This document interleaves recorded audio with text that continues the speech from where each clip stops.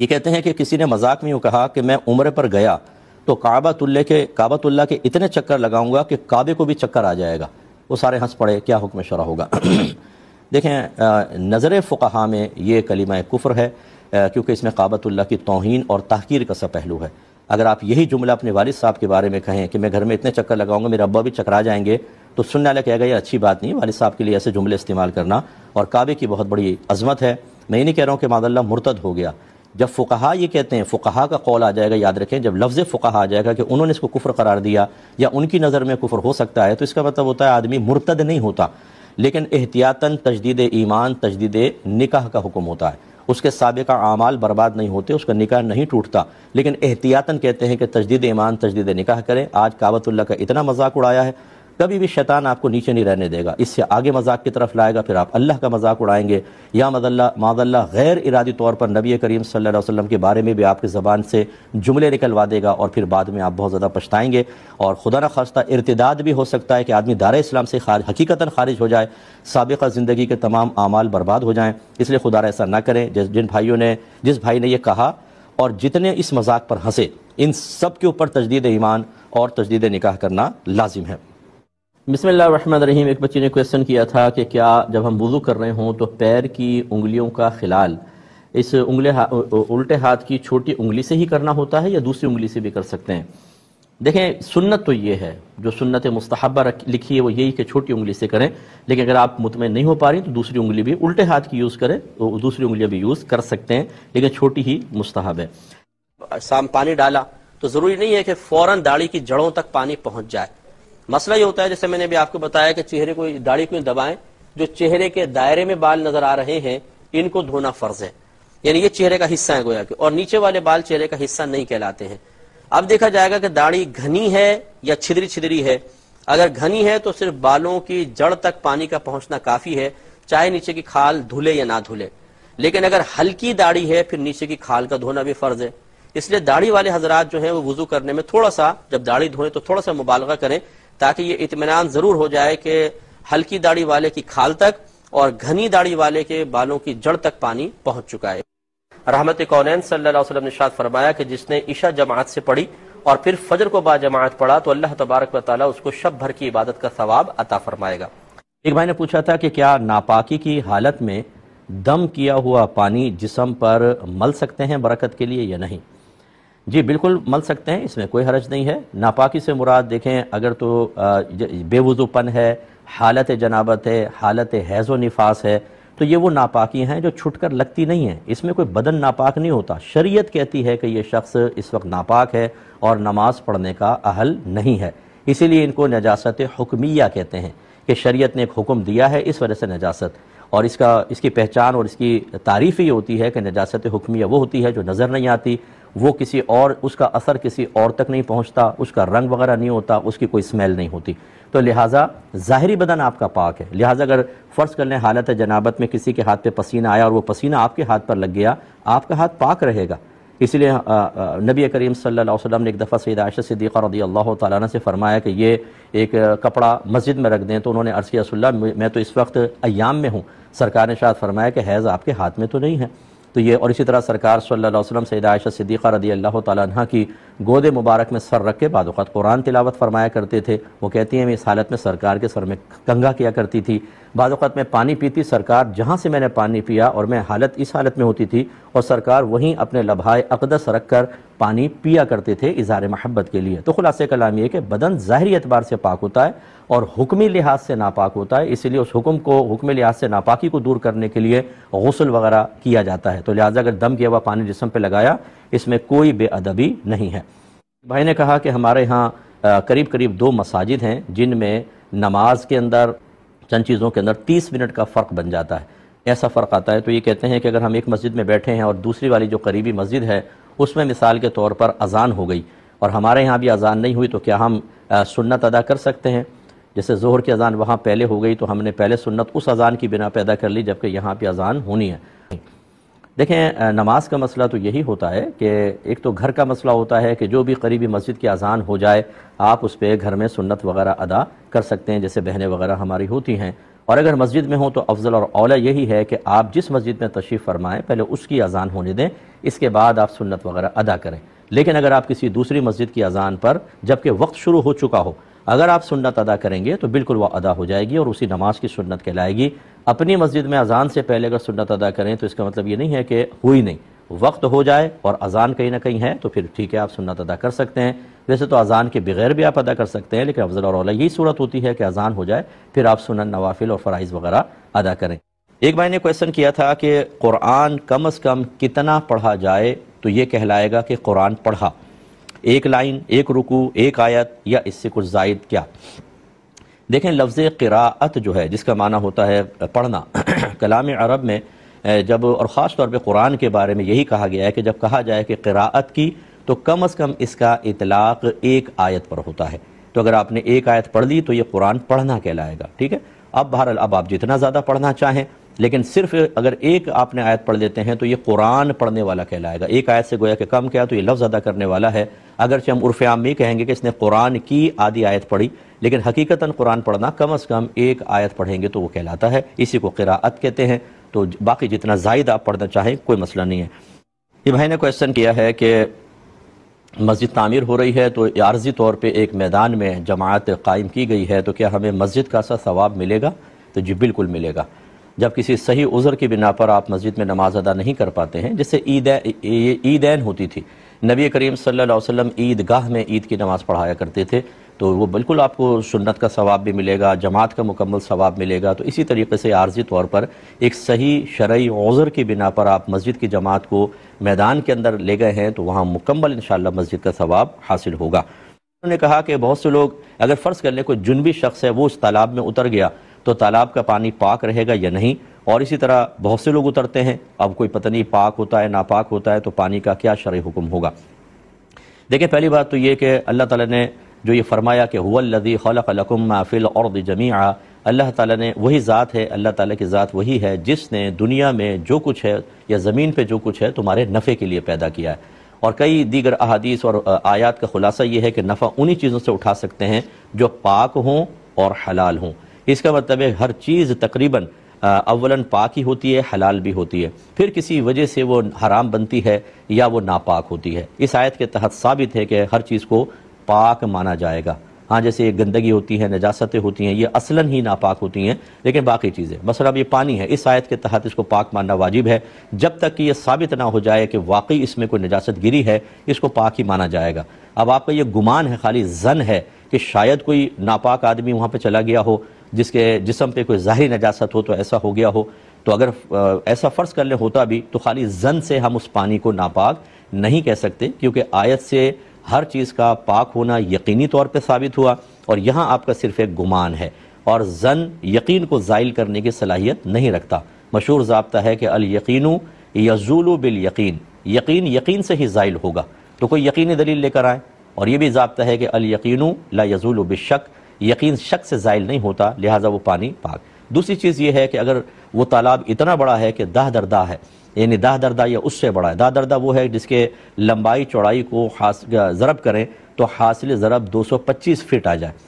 تو 45 اور 9 سمجھ لیجئے کہ 225 فٹ ہے، اتنا بڑا اگر وہ حوض ہے تو یاد رکھیں کہ اس میں اگر کوئی ناپاک آدمی پہ اتر گیا، یعنی کپڑوں پہ ظاہری نجاست یا بدن پہ ظاہری نجاست ہو، وہ اتر گیا، جب تک اس پانی کا رنگ یا اسمیل وغیرہ چینج نہیں ہوگی وہ پاک ہی رہے گا۔ اس کو کہتے ہیں نجاست کا اثر ظاہر ہونا، جب تک نہیں ہوگا پاک رہے گا۔ تو اسی طرح جب جنبی بھی اتر گیا تو جنبی کے اندر تو اوپر نجاست حقیقیہ بھی نہیں ہوتی، حکمیہ ہوتی ہے، لہذا اگر وہ اتر بھی گیا تو اس پانی پہ کوئی فرق نہیں پڑے گا، یہ پانی پاک ہی رہے گا۔ امید ہے کہ آپ بات سمجھ گئے ہوں گے۔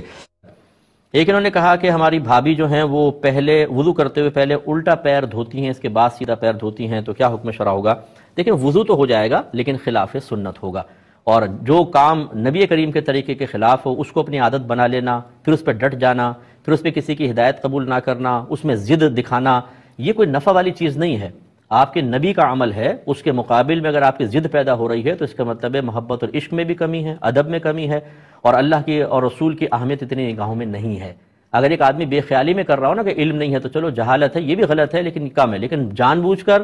سمجھایا جا رہا ہے کہ سنت یوں ہے اور میں تو ایسے ہی کروں گی، اگر فرض کرنے کو ایسا کر رہا ہو تو بالکل غلط ہے، یہ بے ادبیاں بہت دور تک لے جاتی ہیں، بعض اوقات انسان تصور بھی نہیں کر سکتا، اور اگر میں لفظ کہہ دوں کہ کفر تک بھی پہنچا سکتی ہیں بعض اوقات، اس لیے احتیاط کرنی چاہیے۔ تو سیدہ عائشہ صدیقہ رضی اللہ تعالی عنہا کا فرمان ہے کہ نبی کریم صلی اللہ علیہ وسلم ہر اچھے کام میں سیدھی جانب سے ابتدا کیا کرتے تھے، حتیٰ کہ جوتی شریف پہننے میں اور کنگھی کرنے میں، تو آپ چونکہ بیچ کی مانگ نکالتے تھے، پہلے سیدھی طرف کے بال پھر الٹی طرف کے، اس طرح پہلے سیدھے پیر جوتی میں پیر داخل فرماتے تھے، پھر الٹی نالے پاک میں۔ تو جب سرکار اتنا اہتمام کر رہے ہیں، آپ اس کے خلاف چل رہے ہوں تو یہ قطعاً غیر مناسب چیز ہے۔ یہ کہا کہ مقتدی اتحیات پڑھ رہا تھا کہ امام نے سجدہ سہو کے لیے مطلب وہ سجدے میں چلا گیا، سلام پھیرا سجدے میں چلا گیا، تو کیا مقتدی تشہد چھوڑ دے یا پڑھتا رہے اور امام سجدے میں چاہے چلا جائے؟ دیکھیں، تشہد مکمل کرنی ہوگی، مکمل اتحیات پڑھے اور پھر سلام پھیر کر امام کے پیچھے جائے، کیونکہ امام کی متابعت بھی واجب ہے اور اتحیات کا ختم کرنا بھی واجب ہے، یعنی اتحیات پڑھنا واجب ہے، اتنی دیر بیٹھنا ضروری ہوتا ہے۔ تو اب وہ فوراً وہ پہلے اتحیات پوری کرے، پھر سلام کر کے امام کے ساتھ شامل ہو، چاہے اس میں امام ایک سجدہ کر کے اٹھ چکا ہو، یا جلدی سے ایک سجدہ کرے اور پھر دوسرا سجدہ کر کے امام کے ساتھ شامل ہو جائے۔ کسی نے کہا ہے کہ کیا امیر ہونا گناہ ہے؟ غریب کے ہم نے بڑے فضائل سنے ہیں اور سنا ہے کہ امیر آخرت میں بڑی تکلیف میں ہوں گے، ایسا کیوں ہے؟ دیکھیں، ایسا اس لیے ہے کہ آپ نے صحیح طریقے سے قرآن اور حدیث کا یا تو مطالعہ نہیں کیا، یا اگر آپ نے کیا ہے تو بھول گئے، یا اسی طرح آپ نے ان علماء کے بیانات نہیں سنے جو صحیح اور معتدل دین آپ تک پہنچا رہے ہیں، ویسے ہی آپ سنتے رہے، یا اگر آپ نے سنا تو بھول گئے۔ بہرحال دیکھیں، قرآن یہ کہتا ہے کہ هو الذی خلق لکم ما فی الارض جمیعا، اللہ تعالیٰ وہ ذات ہے جس نے زمین پر جو کچھ ہے تمہارے نفع کے لیے پیدا کیا ہے۔ تو اس لیے بڑے بڑے علماء اس سے نتیجہ نکالتے رہے ہیں کہ اس آیت کی روشنی میں ہر چیز سے استفادہ، فائدہ حاصل کرنا ہمارے لیے حلال ہے، وہ ہمارے حق میں پاک بھی ہے۔ صرف وہ ناپاک ہوگی، وہ حرام ہوگی جس کو اللہ اس کے رسول نے ناپاک یا حرام قرار دیا، وہ سب اس سے خارج ہوں گی، باقی سب جائز۔ تو اب اگر ایک شخص رزق حلال کماتا ہے اور اس کی وجہ سے امیر ہو جاتا ہے، وہ تو قرآن یہ کہہ رہا ہے تمہارے لیے طیب ہے، حلال ہے، تو پھر وہ کیسے کوئی گناہ کیسے ہو سکتا ہے؟ اسی طریقے سے نبی کریم صلی اللہ علیہ وسلم کے پاس یہ بخاری کی روایت ہے، کچھ صحابہ آئے جو غریب تھے، یا رسول اللہ ہمارے امیر بھائی مالدار بھائی ہم سے درجات میں آگے بڑھ گئے۔ سرکار نے فرمایا وہ کیسے؟ عرض کی کہ ہم بھی نماز پڑھتے ہیں، وہ بھی نماز پڑھتے ہیں، ہم روزہ رکھتے ہیں، وہ بھی رکھتے ہیں، اور لیکن وہ اپنا مال خرچ کرتے ہیں، صدقہ کرتے ہیں، اور ہمارے پاس وہ نہیں، اس وجہ سے وہ ہم سے آگے بڑھ گئے۔ رحمت کونین صلی اللہ علیہ وسلم نے یہ نہیں فرمایا کہ نہیں تم غریب ہو، وہ امیر ہیں، اور امیر تو گناہ ہے، یا اس کے درجات کہاں سے تمہارے زیادہ، نہیں، بلکہ سرکار نے فرمایا کیا میں تمہیں ایک ایسی چیز نہ دے دوں کہ اگر تم وہ کر لو تو اس دن تم سے افضل کوئی بھی نہیں ہوگا سوائے اس کے کہ جو یہی کر لے۔ صحابہ نے کہا دے دیں۔ سرکار نے فرمایا 33 مرتبہ سبحان اللہ، 33 مرتبہ الحمدللہ، اور 33 مرتبہ اللہ اکبر پڑھا کرو، 99۔ صحابہ نے جا کے پڑھنا شروع کیا، کچھ دن بعد پھر آ گئے، یا رسول اللہ وہ ہمارے مالدار بھائیوں نے یہ سنا تو انہوں نے بھی اس کو شروع کر دیا، یعنی پھر ان کے درجے ہم سے بلند۔ تو رحمت کونین صلی اللہ علیہ وسلم مسکرائے اور فرمایا کہ یہ اللہ تبارک و تعالیٰ کا فضل ہے، جسے چاہے عطا فرما دے۔ اس کا مطلب یہ ہوا کہ یہ فضل الہی سرکار نے قرار دیا ہے، مال کے ساتھ درجات کی بلندی، دیگر نیک اعمال اختیار کر کے اپنے درجات کو بلند کرنا۔ تو یہاں سے معلوم یہ ہوا کہ مالداری کوئی گناہ نہیں ہے۔ حضرت عثمان غنی کے پاس بہت مال تھا، حضرت عبد الرحمن بن عوف رضی اللہ تعالیٰ عنہ کا شمار مالدار صحابہ میں ہوتا ہے اور سرکار کے سامنے۔ لیکن اب یہ یاد رکھیے کہ جو مالداری بعض اوقات اس کی مذمت کی جاتی ہے وہ یہ ہے کہ جس میں مال کمانے میں احتیاط نہ کی جائے، مال کو جمع کرنے میں فاسد نیتیں ہوں، جس مقام پہ شریعت نے مال خرچ کرنے کا حکم دیا وہاں پر مال نہ خرچ کیا جائے، یعنی مال کی محبت میں اور بخل کے اندر مبتلا ہو کر آدمی حرام حلال کی تمیز بھلا دے، یہ مالدار جو ہیں یہ میدان محشر میں قابل گرفت ہوں گے اور ان کا شدت سے حساب و کتاب ہوگا۔ ورنہ رحمت کونین صلی اللہ علیہ وسلم نے فرمایا آخری زمانے میں دین کا کام بھی دراہم اور دنانیر کے ساتھ ہوگا۔ تو آج دیکھ لیں، آج ایک ادارہ چھوٹا سا قائم کرنے لگے کئی لاکھ روپے چاہیے، اگر میں ایک دینی کتاب چھپوانا چاہتا ہوں 40-45 لاکھ تو ویسے ہی چلے جاتے ہیں، اگر آپ ایک دینی شاپ کھولنا چاہتے ہیں، مکتبہ کھولنا چاہتے ہیں، اس کے لیے لاکھوں درکار ہیں، اور اگر آپ موٹی جلد کی کوئی کتاب چھاپنا چاہیں تو کروڑ سوا کروڑ درکار ہوتے ہیں۔ اب آپ مال کی مذمتیں کرتے رہیں، مالداروں کو برا کہتے رہیں، اور پھر آپ خود مال کو برا کہتے رہیں تو کیسے دین کا کام کریں گے؟ تو لہٰذا خلاصہ کلام یہ ہوا کہ نہ تو اسی طریقے سے سرکار نے فرمایا کہ کھانے والا شکر گزار روزہ رکھنے والے ناشکرے سے بہتر ہے، ایک روایت کے مطابق۔ اور ایک روایت میں فرمایا کہ بعض اوقات فقیری، غریبی انسان کو کفر تک پہنچا دیتی ہے۔ تو ان تمام چیزوں کا خلاصہ یہ ہے کہ نہ تو مالداری ہمیشہ اچھی، نہ غریبی ہمیشہ اچھی۔ اگر کوئی مالدار ہے، نیک ہے، پرہیزگار ہے، اللہ اور بندوں کا حق ادا کرتا ہے، اس کے درجات بہت بلند ہیں، اور انشاءاللہ میدان محشر میں یہ اپنے اس مال کو خرچ کرنے کی بنا پر زیادہ درجات پا سکتا ہے۔ اور غریبی ہمیشہ اچھی نہیں۔ اگر کفر بک رہا ہے آدمی، منہ بھر بھر کے اللہ کی بارگاہ میں شکوے کر رہا ہے، اس کی تقسیم پر اعتراضات کر رہا ہے، تو یہ غریبی اس کے درجات کی بلندی کا سبب کیا بنے گی؟ بلکہ ہو سکتا ہے کہ یہ کلمہ کفر کہہ کر کافر ہو جائے، مرتد ہو جائے اور تباہ ہو جائے۔ تو اس لیے یہ نہیں کہ ہم غریب ہو جائیں، آپ حلال کمائیں، خوب اچھی طرح کمائیں، اور اپنے بیوی بچوں کے لیے جمع بھی کریں، اپنے لیے جمع کریں، لیکن جو اللہ بندوں کا حق نکلتا ہے وہ دیں، حلال طریقے سے کمائیں، حلال مقامات پہ خرچ کریں۔ امید ہے کہ آپ بات سمجھے ہوں گے۔ کینسر سے نجات کا کوئی وظیفہ یا دعا بتا دیں، ڈاکٹر نے 6 ماہ کا وقت دیا ہے۔ دیکھیں، بہرحال اللہ تبارک و تعالیٰ تنکے میں بھی جان ڈالنے والا ہے۔ آپ تدبیر اختیار کرنا چاہیں تو کر لیں کہ الحمد شریف 7 مرتبہ پڑھ کر پانی پر دم کر کے ان کو پلائیں۔ اللہ تعالیٰ کے ازلی فیصلے کے موافق اگر ان کو شفا ملنی ہوگی تو اس سے بھی حاصل ہو جائے گی۔ اس کے علاوہ جو آپ دنیاوی علاج کر رہے ہیں اس کو بھی جاری رکھیں۔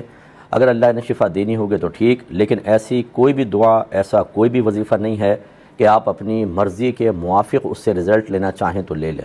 یہ یاد رکھیے کہ اللہ تعالیٰ کے وہ ازلی فیصلے کہ جو اللہ نے ازل سے فرمائے اور خود اس کا ارادہ یہ ہے کہ ان میں کوئی تبدیلی نہیں ہوگی، ان کے خلاف اگر انبیاء علیہم السلام بھی عدم توجہی کی بنا پر دعا کرنے لگیں تو اللہ تبارک و تعالیٰ ان کو دعا سے روک دیتا ہے۔ جیسے حضرت ابراہیم علیہ السلام نے قوم لوط پر عذاب نازل ہونے سے روکنے کی دعا کرنا چاہی تو اللہ نے فرمایا ابراہیم آپ یہ دعا نہ کریں، اللہ کا ازلی فیصلہ ہو چکا ہے۔ ایسے نبی کریم صلی اللہ علیہ وسلم فرماتے ہیں کہ میں نے 3 دعائیں اللہ کی بارگاہ میں کرنا چاہیں، 2 دعائیں مقبول ہو گئیں اور تیسری سے مجھے روک دیا گیا۔ اور اس کی شرح یہ لکھی ہے کہ اللہ کا ازلی فیصلہ تھا، وہ تیسری یہ تھی کہ امت میں اختلاف پیدا نہ ہو، اور یہ اللہ تبارک و تعالیٰ کی مشیت تھی کہ وہ ہمیں ہمارے حال پر چھوڑے گا اور پھر ایک آزمائش ڈالے گا کہ ہم دنیاوی وجوہات کی بنا پہ نفس کی خاطر لڑتے جھگڑتے ہیں، اپنے اختلاف کو قائم رکھتے ہیں یا ختم کرتے ہیں۔ یہ اللہ نے بطور آزمائش ہمارے لیے قائم رکھا۔ تو چنانچہ اگر آپ کا یہ علاج ہو جائے بہت اچھی بات ہے، اگر نہ ہو تو اسے فیصلہ خداوندی تصور کرتے ہوئے اللہ کی بارگاہ میں شکوہ شکایت کی حاجت نہیں ہے۔ ایسے ہی جس نے وظیفہ دیا، جس نے کوئی دعا بتائی، کیونکہ فرد واحد میں نہیں، آپ نے 50 سے کہا ہوگا، اب آپ کہیں یہ مولوی سارے بیکار ہو گئے، نہ کوئی دعا صحیح دی، نہ وظیفہ، فلاں کے ساتھ ایسا ہو گیا، تو یہ بھی غلط ہوتا ہے۔ جب ابھی میں نے آپ کو بتایا کہ جو اللہ کا ازلی فیصلہ جس کو تقدیر مبرم کہتے ہیں، انبیاء علیہم السلام بھی اس کے خلاف عدم توجہی کی بنا پر دعا کرنے لگے تو اللہ روک دیتا ہے، تو پھر میری اور آج کل کے کسی عالم کا کیا مقام ہوگا آپ اندازہ کریں۔ اس لیے دونوں چیزیں ملحوظ رکھ کر سنت کی نیت سے کوشش جاری رکھیں، لیکن رزلٹ مرضی کے موافق نہ آئے تو نہ اللہ سے بدظن ہوں، نہ اہل علم سے ہوں۔ ایک بھائی نے کہا کہ نماز میں مائک پر نماز پڑھانا، لاؤڈ اسپیکر پر وغیرہ پر، یہ بدعت ہے، اور کہتے ہیں کہ کچھ علماء کہتے ہیں کہ اس سے تکبیرات کی سنت ختم ہو گئی ہے۔ نماز میں ایسی چیز کو شامل کرنا جو اس کا حصہ نہ ہو، یہ نماز کو برباد کرنا ہے، کیا حکم شرع ہوگا؟ دیکھیں، پہلی بات تو ہے کہ یہ واقعی بدعت ہے، کیونکہ نبی کریم صلی اللہ علیہ وسلم کے بعد جو کچھ دین اور دنیا میں نئی چیز ایجاد ہوئی اس کا نام ہے بدعت۔ اب اگر وہ دین کے خلاف ہے، قرآن و حدیث کے خلاف ہے، تو اس کو بدعت سیئہ کہتے ہیں، یعنی بری بدعت۔ اور اگر دین کو تقویت دینے والی ہے، کسی اچھی نیت کے ساتھ، علماء کی تائید کے ساتھ ایجاد کی گئی ہے، تو اس کو بدعت حسنہ کہتے ہیں۔ اور اگر دنیا کی کوئی نئی چیز جیسے نئے نئے کھانے، سواریاں وغیرہ، تو انہیں بدعت مباحہ کہا جاتا ہے۔ جس پر گرفت ہے وہ بدعت سیئہ ہوتی ہے، باقی نہیں ہوتی۔ دوسری بات یہ کہ ابھی جو مائک کے پر نماز ہے، یہ اس میں علماء کا یقیناً اختلاف ہے، لیکن اگر آپ اختلاف والے گروپس کی تعداد کا اندازہ کرنا چاہیں تو اگر 98% پورے ورلڈ کے علماء ایک طرف مانا جائیں جو اسپیکر پہ نماز کو جائز کہتے ہیں، تو اونلی 2% ہیں کہ جو اس طرح کی بات کہہ کے اس کو ناجائز کہتے ہیں۔ ان کی بھی بالکل رائے کا احترام کرنا چاہیے، ٹھیک ہے، ان کے پاس اپنے دلائل ہیں، لیکن میرے آقا نعمت امام اہل سنت شاہ احمد رضا خان علیہ رحمت الرحمن فتاوی رضویہ میں ارشاد فرماتے ہیں کہ جب کوئی مختلف فی مسئلہ ہوتا ہے، یعنی ایسا مسئلہ جس میں فقہا کا اختلاف ہو جائے، تو جس طرف میجورٹی ہوگی حق اس طرف ہوگا۔ تو دنیا بھر کے 98% علماء، عرب علماء، عجم کے علماء، یہ سب گمراہ ہوں اور اونلی 2% صحیح رائے رکھتے ہوں، یہ ویسے بھی آپ غور کر لیں کہ مناسب نہیں ہے کہ یہ 2% اونلی یہ کہیں۔ وہ اپنے موقف پہ قائم رہے، ٹھیک ہے، ان کی مرضی ہے، حالانکہ ہونا تو اصول کے مطابق چاہیے کہ جب 98% ایک طرف ہیں تقریباً تو حق ادھر ہی ہوگا، مان لینا چاہیے، لیکن چلیں کوئی بات نہیں، پھر بھی وہ کرنا چاہیں تو کوئی مسئلہ نہیں ہے، لیکن ان کو غلط کہنا اور ان سب کو کہنا کہ نماز برباد کر رہے ہیں، اس پہ ذرا خود ہی توجہ کر لیں تو زیادہ مناسب ہے۔ دوسری بات یہ کہنا کہ لاؤڈ سپیکر کی وجہ سے تکبیرات کی سنت ختم ہو گئی، دیکھیں میں نے خود بڑے بڑے اجتماعات اٹینڈ کیے ہیں، انہی تکبیرات کی وجہ سے لاکھوں لوگوں کی نمازیں برباد ہوئیں، یعنی ایسے ایسے اجتماع جن میں پہلے اسپیکر یوز نہیں ہوتا تھا، تکبیرات کے لیے ایک تو اتنے افراد کو جمع کرنا کہ جو واقعی تکبیر لگانے کے تمام شرعی مسائل جانتے ہوں، یہ بھی بہت ضروری ہے، اور پھر اتنے بڑے مجمع کے اندر بعض اوقات آواز ایک امام کی پہلے مکبر کے پاس، پھر دوسرے کے پاس، تیسرے کے پاس، اور 10ویں 20ویں تک پہنچتے پہنچتے امام صاحب نے جیسے رکوع کے لیے تکبیر کہی ہے، وہاں پہنچتے پہنچتے یہ کھڑے بھی ہو گئے رکوع میں، سجدے میں چلے گئے، وہ ابھی رکوع میں جا رہے ہیں۔ اس طریقے سے نمازوں کی بربادی کا سامان ہوا۔ جب جدید ٹیکنالوجی موجود ہے اور اس میں علماء نے تائید بھی کی ہے تو اس سے استفادہ کرنا ہی سمجھداری ہے۔ بہرحال مسئلہ وہی ہے جو ہم نے آپ کی خدمت میں ذکر کیا، جو نہیں کر رہا اس سے لڑے نہیں، آپ کرتے رہیں، یہ بالکل جائز ہے۔ میں نے فرمایا تھا کہ کیا ہم جب فرض نماز ادا کرتے ہیں تو اس کا ثواب بھی اپنے والدین کو ہدیہ کر سکتے ہیں، ایصال کر سکتے ہیں، یا صرف یہ نفل عبادت کے بارے میں حکم ہوتا ہے؟ دیکھیں ہمارے علماء اسلام نے، جس میں علامہ ابن عابدین شامی رحمۃ اللہ علیہ صاحب رد المختار یا فتاوی شامی بھی کہلاتا ہے، انہوں نے صراحت کی ہے کہ جو بھی آپ نیک عمل کریں اس کا ثواب ایصال کیا جا سکتا ہے، چاہے وہ فرض ہو، واجب ہو، نفل ہو۔ ویسے احادیث کے اندر نفل کا خاص طور پر ذکر آیا، لیکن ایک چیز ہوتی ہے دلالت النص، ایک ہوتا ہے قیاس۔ قیاس کا مطلب تو یہ ہوتا ہے کہ کوئی جدید مسئلہ ہمارے سامنے آتا ہے اور اس کا حکم قرآن و حدیث میں براہ راست بیان نہیں ہوتا، تو ہم دیکھتے ہیں کہ اسی کی مثل کوئی اور حکم ایسا، کوئی اور ایسی چیز تھی جو قرآن یا حدیث میں ذکر کی گئی، اس کا حکم بیان کیا گیا، یعنی جیسا اس کے اندر کوئی علت ہے، وصف ہے، ایسا ہی پہلے بیان کردہ کسی شے کے اندر کوئی علت اور وصف تھا اور اسی علت کی بنا پر، سبب یا وصف کی بنا پر کوئی حکم لگایا گیا۔ اگر اس میں بھی ویسی علت ہے اس میں بھی، تو جو حکم اس کا وہ حکم اس میں بھی بیان کر دیا جاتا ہے۔ جیسے آج ہیروئن آئس کا نشہ کیا جاتا ہے، اب قرآن و حدیث میں تو ان کا ذکر ہی نہیں ہے، تو فقہا نے غور کیا، شراب کا ذکر ہے اور شراب میں علت تھی نشہ، یعنی اس کے حرام ہونے کا سبب کیا ہے؟ نشہ، اور اس میں بھی نشہ، تو بس جو حکم شراب کا وہ حکم اس کا، وہ حرام تو یہ بھی حرام، اس کو قیاس کہتے ہیں، اور یہ ہر آدمی نہیں کر سکتا کیونکہ اس کے لیے بڑی معلومات چاہیے ہوتی ہے کہ یہ جو جدید مسئلہ ہے اس کے بارے میں قدیم کوئی ایسی مثال موجود ہے، پھر علت جامعہ مشترکہ دیکھی جاتی ہے، پھر جو پہلے والے کا حکم ہے دوسرے تک منتقل کرتے ہیں۔ اور ایک ہوتا ہے دلالت النص۔ دلالت النص کا مطلب یہ ہے کہ آپ کوئی قرآن کی آیت سنتے ہیں یا حدیث سنتے ہیں، ایک عام بھی جو اہل لسان ہے اس کو سننے کے بعد فوراً سمجھ جاتا ہے کہ یہ جو کچھ بیان ہو رہا ہے نا، صرف یہی مقصود نہیں ہے، اس کے علاوہ بھی کچھ اور ہے، یہ اصل مقصود نہیں ہے، اصل کوئی اور چیز منع ہے، الفاظ یہ بیان کیے گئے، تو اس کا انتقال ذہن ایک اور حکم کی طرف چلا جاتا ہے۔ جب اتنا آسان معاملہ ہو، اس کو کہتے ہیں دلالت النص سے کوئی چیز ثابت کرنا۔ جیسے مثال کے طور پہ اللہ تعالیٰ نے فرمایا فَلَا تَقُلْ لَهُمَا اُفٍّ وَلَا تَنْهَرْهُمَا، اپنے ماں باپ کو اف بھی مت کہو اور ڈانٹو مت۔ ایک عام آدمی بھی سن کے کہہ سکتا ہے کہ تلفظ اف کو منع نہیں کیا جا رہا، بلکہ چونکہ اف اذیت کا سبب بنتا ہے اس لیے ماں باپ کو اذیت دینے کو منع کیا جا رہا ہے۔ جب یہ چیز ایک عام آدمی سمجھ جائے گا تو اب اس کا مطلب ہے صرف اف کہنا ہی حرام نہیں ہوگا، مارنا بھی حرام، گالی دینا حرام، دھکے دینا حرام، قید کر دینا حرام۔ لہذا اگر کوئی آپ سے پوچھے کہ بتاؤ ماں باپ کو گالی دینا کہاں منع ہے، زمین پہ لٹا کے دھکے دینا کہاں منع ہے، قرآن حدیث میں دکھاؤ، تو آپ یہ کہہ سکتے ہیں اس آیت کو پڑھ کر کہ اس آیت میں اصل میں اللہ تعالیٰ ماں باپ کو اذیت سے منع کرنا چاہتا ہے۔ جب آپ یہ بات سمجھ گئی تو اسی طریقے سے اب ادھر آ جائیں کہ جب نوافل کے ذریعے نبی کریم صلی اللہ علیہ وسلم نے یہ بتا دیا کہ آپ اپنا ثواب نوافل کا ایصال کر سکتے ہیں، تو علماء نے فرمایا کہ اصل نفل نہیں مقصود، بلکہ اصل کیا ہے، ایک زندہ آدمی اپنے عمل کا ثواب دوسرے کو پہنچا سکتا ہے کہ نہیں۔ جب یہ ثابت ہو گیا نبی کریم کے حدیث سے، تو انہوں نے کہا کہ پھر عقل یہ کہتی ہے، دلالت النص سے یہ چیز ثابت ہوتی ہے کہ نفل جو میرا عمل ہے اس کا فائدہ مردے کو پہنچ رہا ہے، تو فرض بھی تو میرا عمل ہے، واجب بھی تو میرا عمل ہے، تو جب ایک عمل سے مردے کو فائدہ پہنچ سکتا ہے اگرچہ وہ نفل ہے، تو پھر واجب سے بھی پہنچے گا، فرض سے بھی پہنچے گا۔ لہٰذا پھر انہوں نے یہ فرمایا کہ فرض ہو، نفل ہو، واجب ہو، ہر عبادت کا ثواب ایصال کیا جا سکتا ہے اور انشاءاللہ ان تک اجر پہنچے گا۔ تو یہ تھوڑی سی میں نے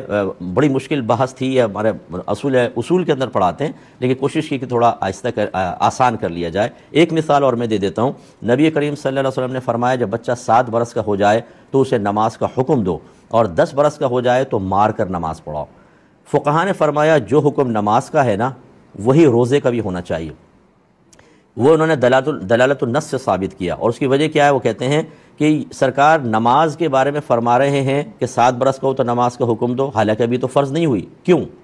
اس لیے نہیں کہ وہ نماز ہے، اس لیے کہ یہ عنقریب فرض ہونے والی ہے۔ یہ بچہ بالغ ہوگا، اگر ابھی سے عادی نہیں بنے گا تو بالغ ہونے کے بعد شاید اس فرض کی ادائیگی میں کوتاہی کا مرتکب ہو اور گناہگار ہوگا، اس لیے پہلے سے اس کا عادی بنا رہے ہیں۔ تو جب اصل نماز نہیں بلکہ اصل عنقریب اس کا فرض ہونا ہے، تو روزہ بھی تو عنقریب فرض ہوگا، جیسے بچہ بالغ ہوگا روزہ فرض ہو جائے گا، تو پھر جو حکم نماز کا وہی حکم روزے کا ہونا چاہیے۔ فرق یہ رکھا کہ نماز کا حکم تو مطلقاً دیا جائے گا کیونکہ آسان سی عبادت ہے، لیکن روزے کا حکم بچے کو اس وقت دیا جائے گا جب ہم یہ سمجھتے ہوں گے کہ وہ روزہ رکھنے کی طاقت رکھتا ہے۔ تو پھر اگر طاقت نہیں رکھتا، بہت کمزور ہے، تو پھر نہیں دیں گے، کیونکہ یہ تو ایک حرج آ گیا۔ تو یہ کئی مثالیں ہیں کہ حکم کوئی اور چیز بیان ہوتی ہے، اور عبادات میں یا کفاروں میں قیاس نہیں ہوتا، یاد رکھیں۔ ہاں، دلالت النص سے چیز ثابت ہوتی ہے، جو میں نے آپ کو سمجھانے کی کوشش کی کہ ایک عام اہل اللسان کوئی بات سننے کے بعد اس کا ذہن یہ کہتا ہے کہ حکم صرف یہی نہیں بلکہ کوئی اور ہے، یا اصل حکم یہ نہیں بلکہ اصل حکم کوئی اور ہے، اور پھر وہ اس تک اس کا انتقال ذہنی بغیر کسی اجتہاد کے، بغیر کسی کوشش کے فوراً پہنچ جاتا ہے، جبکہ وہ سمجھدار ہو تھوڑا بہت۔ اور پھر باقاعدہ عوام تو نہیں نکالتے، علماء بھی، اگر علماء نکالیں تو بدرجہ اولا دلالت النص سے حکم نکالنا یا اس کے ذریعے حکم نکالنا ٹھیک ہوتا ہے۔ امید ہے کہ آواز سمجھ گئے ہوں گے، لیکن کسی سے بحث نہ کریں۔ اگر کوئی اس اصول کو نہ قبول کرے اور کہے کہ ہم تو نہیں مانتے، آپ بولیں نہ مانیں،